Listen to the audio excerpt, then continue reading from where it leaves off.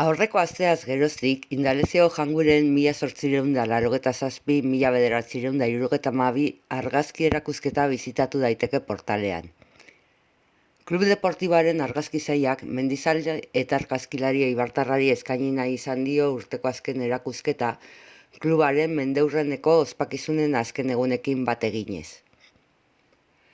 Eguenean egin zuten inaugurazio ekitaldia, eta Eibarko Klub Deportiboko ordezkariekin batera han egon ziren Indalezio Jangurenen bilobak eta beste zenitarteko batzuk ere.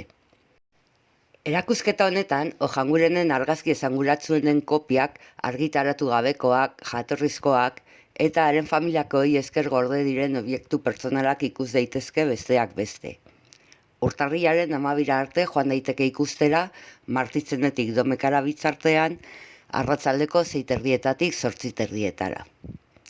Gaur egun, Ojangurenen artxiboa Gipuzkoako Foru Aldundiarena da, eta 8.000 argazkitik gorako fondoan dago jasota.